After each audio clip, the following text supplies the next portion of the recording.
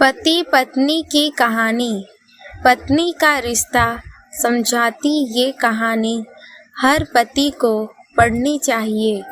दोस्तों, हमारे जीवन में हर रिश्ते का एक अलग महत्व होता है। हर रिश्ते के लिए एक अलग स्थान होता है।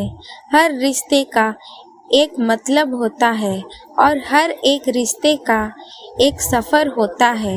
यह सफ़र कभी ना कभी, कहीं ना कहीं ख़त्म होता है।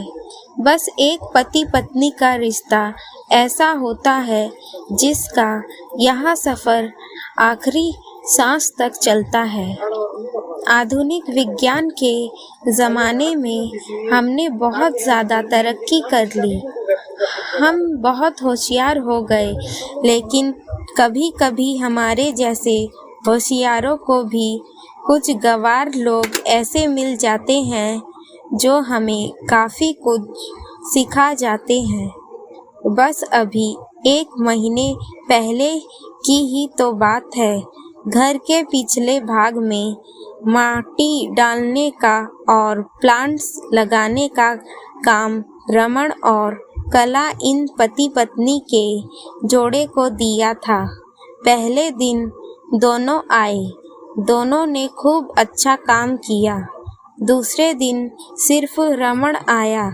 शायद कला बीमार होगी। उस दिन दोपहर में मेरे साथ खाना खाने के लिए मैंने रमन को बहुत आग्रह किया।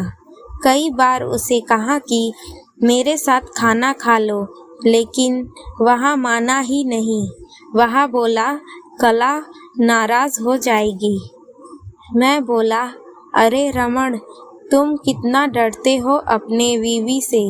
वह बोला, मैं नहीं डरता साहब, कदर करता हूँ उसकी, सम्मान करता हूँ उसका।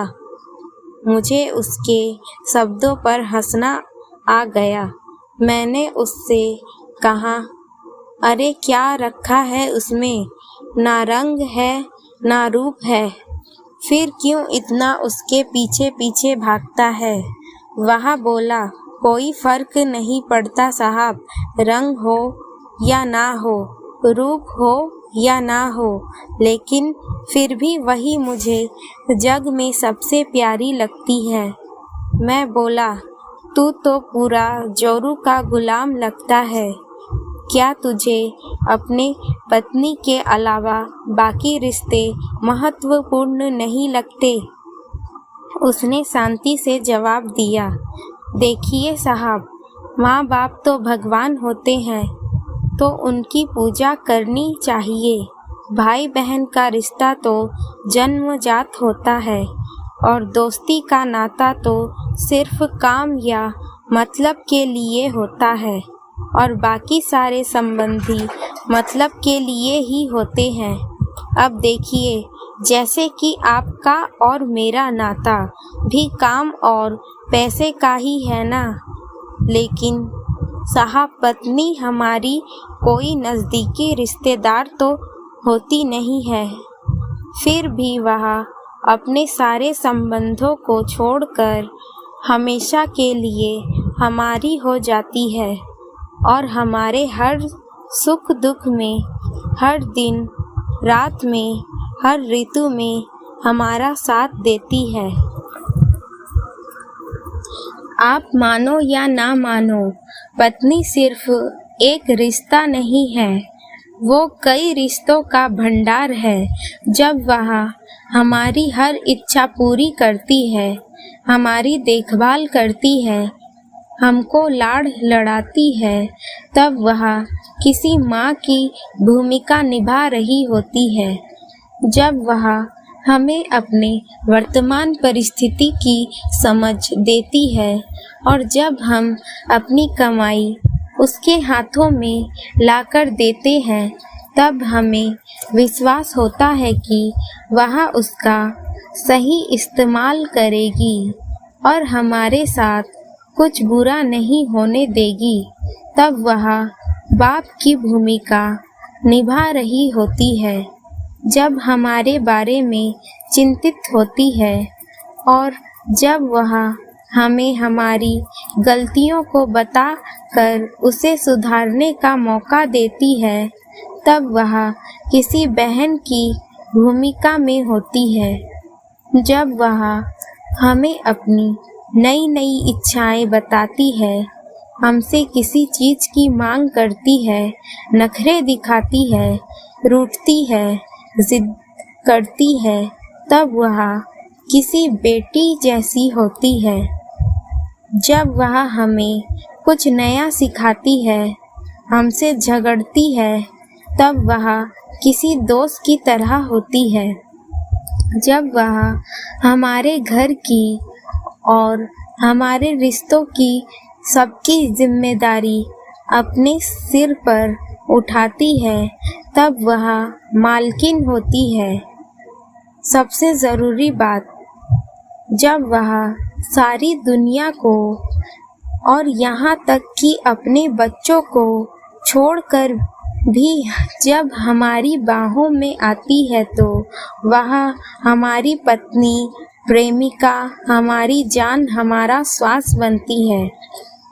अब आप ही बताइए साहब, अगर मैं उसकी इज्जत करता हूँ, उसकी कदर करता हूँ, तो क्या मैं कोई गलत काम करता हूँ? और वैसे भी पत्नी सिर्फ अपने पति के लिए अपना घर छोड़कर अनजाने घर आती है और बाकी के रिश्ते तो परिस्थिति के हिसाब से निभा जाती है। देखिए साहब, मैं ज़्यादा पढ़ा लिखा तो नहीं हूँ, लेकिन ज़िंदगी ने मुझे इतना ज़रूर सिखाया है कि रिश्तों का मतलब एक दूसरे की कमियों को पूरा करना होता है। नहीं तो अगर आप बिना कमियों वाले किसी इंसान को ढूंढने बैठोगे तो ज़िंदगी भर अकेले रह जाओगे। देखिए साहब, बीवी अगर धरती बनकर इतना बोझ उठा सकती है, अपनी तपस्या की अग्नि में तप कर सकती है, तो पति तो भी शांत और उतना ही बड़ा विशाल आसमान की तरह बनना पड़ेगा, जो उसे समय समय पर प्यार की बारिश से भिगोता रहे। ठीक है साहब, बहुत देर हो गई है, मैं जाता हूँ, कहकर रमण वहाँ से जाने लगा और मैं उसको पीछे से जाते हुए देखता रहा। आज इस चुटक मजदूरी करने वाले आम इंसान में मुझे बहुत बड़ा उपदेश देने वाला गुरु नज़र आ रहा था। उसकी वो बात कि पत्नी कैसी भी हो, उसको मान देना, उसकी इज्जत करना, देखभाल करना हर विवाहित पुरुष का प्रथम कर्तव्य है, और ये गुरु ज्ञान मुझे जीवन भर याद रहा।